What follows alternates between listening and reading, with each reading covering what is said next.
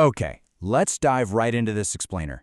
He woke up at 5 a.m. for 90 days, and his entire life changed. Today we're looking at a story that completely redefines what it means to feel stuck, and honestly, what it actually takes to break free. We're going to break down the incredible story of a guy named Thomas. Now, at 32 years old, Thomas had accepted a really painful truth. He was losing at life. But, and here's the absolute critical thing to understand right out of the gate, it wasn't out of laziness. No way. It wasn't because he lacked a strong work ethic. It was just because the sheer daily act of survival consumed literally every ounce of his energy. There was simply nothing left in the tank to build a better future with. Before we go any further, I want to ask you something. What time are you watching this right now? Seriously, take a second and just glance at the clock. And where are you watching from? Take a moment to really think about your current reality, your time, your location. Because time, and specifically how we experience it, is exactly what was slipping away from Thomas. You see, the time you have right now, whether it's early in the morning or late at night, well, it's a resource. And as you'll see, time became the ultimate trap for Thomas, but eventually it became his ultimate escape. So, picture this. Every single night at 8 p.m., while most people are sitting down with their families, maybe watching a movie, or just daydreaming about the future, Thomas was putting on this worn-out security uniform and walking into a massive warehouse. And every morning at 6 a.m., right as the city is shaking off sleep and starting to wake up, Thomas was walking home, just completely, utterly exhausted. He felt entirely invisible, kind of like he was forgotten by the very city he lived in. His schedule was completely inverted from the rest of the world, making him basically a ghost in his own life. To really grasp his situation, let's look at what he was working with. Or actually, scratch that, what he wasn't working with. Thomas was starting from absolute zero. He had zero savings to fall back on, no special skills to leverage, no powerful connections to call up for a favor, and definitely no degree that could magically open doors for him.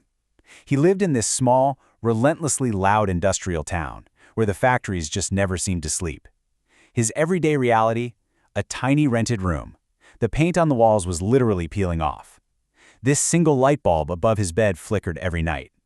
The fan made these strange, grinding noises, but barely moved any air. He slept on a cheap old mattress right on the floor. His clothes were worn, his shoes had holes in them, and his dream of a better life was just slowly, quietly, disappearing into the walls of that room. Now, what's really interesting about this is the sheer, painful irony of his situation. It was inescapable. Inside that warehouse, he spent all night guarding thousands of incredibly expensive, valuable items. He was protecting extreme wealth. But standing outside that very same warehouse was a man who felt completely worthless, a guy who couldn't even afford to replace his own broken shoes. That daily juxtaposition, guarding immense value while living in severe poverty, it carried a massive psychological weight. But here's the thing. The hardest thing to carry wasn't the poverty itself. It was the feeling that nothing would ever change. Let that sink in for a second. It wasn't the empty bank account or the holes in his shoes that crushed him the most. The heaviest burden, by far, was the complete and total lack of hope. It was that terrifying thought that the script of his life had already been written and there were just no more pages left to turn. Every morning on his quiet walk home, Thomas faced this stark contrast. He's exhausted, drained, basically hiding from the daylight, wondering if he's going to spend the next 30 years walking home exactly like this.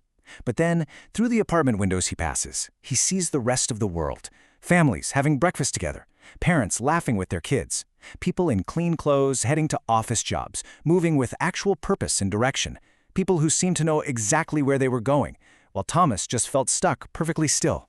And it's really important to note that Thomas genuinely tried to escape. He wanted to learn new skills, he wanted to improve himself, but he kept hitting what we call the rejection wall. Every single job application he submitted ended the exact same way. He'd get, "Sorry, we need someone with more experience," or "We need someone with a college degree," or that classic line, "We will contact you." But of course they never actually did. The whole system just felt entirely closed off to him. When those doors stay closed, you fall into this inescapable loop. Step 1, work. Step 2, sleep. Step 3, repeat. After working 10 grueling hours overnight, his body had one demand, and one demand only, and that was sleep. There was absolutely no time for self-improvement. And so, slowly, without even realizing it, Thomas became trapped in this cycle. He was living a life where he was perpetually, bone-achingly tired, yet he was never moving a single inch ahead. And then there were the weekly phone calls. His mother would call him every week from their village. And every single time, she asked this heartbreaking question. "Thomas, my son, when will things become better?" Thomas would reply with a confidence he simply didn't feel. He'd say, "Soon, Mom, I promise. I'm working on it." But they were hollow promises. Deep down, he knew the devastating truth. He wasn't working on his future at all. He was just working to survive today. So the crucial point here brings us to a concept we call the treadmill effect. And this is really the core of Thomas's struggle. The treadmill effect is when you are working relentlessly hard, but you have zero direction. You're moving, sweating, exhausting yourself, but you are going absolutely nowhere. Thomas was not lazy. He walked miles every day. He stayed awake through long, dark nights. But hard work without a destination, well, that's just a treadmill. But then, on one cold November morning, everything abruptly changed. Just as Thomas finished his night shift and stepped outside the warehouse, his phone rang. It was his sister, and her voice sounded completely different. She was panic-stricken. "Thomas, you need to come home," she said. A cold feeling just shot through his entire body. "What happened?" he asked, and she replied with the words that would completely shatter his routine. "Mom collapsed. She is in the hospital." The only person who still believed Thomas's life could become something greater was now lying in a hospital bed. He literally jumped on the first bus to his village, and let me tell you, that 3-hour journey felt like 3 excruciating years. When he finally arrived, the doctor delivered a really grim diagnosis. She had collapsed from immense stress, severe exhaustion, and just generally poor health. And the prescription wasn't some simple pill. She needed proper food, she needed medicine, she needed dedicated rest. These were all things they could barely afford. Sitting beside her hospital bed, Thomas just held her hands. Hands that had worked in the fields for decades. Hands that had sacrificed absolutely everything for him. And as he looked at her, he was hit with this terrifying, painful realization of a tragic cycle. You see, his mother had spent her entire life working tirelessly, but she never had the chance to actually build a better life. And Thomas realized he was walking the exact same path. He was mirroring her unrewarded exhaustion. Right before she drifted off to sleep, she looked at him. She was weak, but with this desperate clarity, she whispered to him, "My son, please don't waste your life like I wasted mine. Find a way, promise me." Those words just echoed in Thomas's mind long after she closed her eyes, long after the hospital corridors quieted down, and long after the rest of the world went to sleep. Thomas eventually walked outside the hospital. It was exactly 5 in the morning. The village was completely silent. The sky was still pitch dark, cold, and still.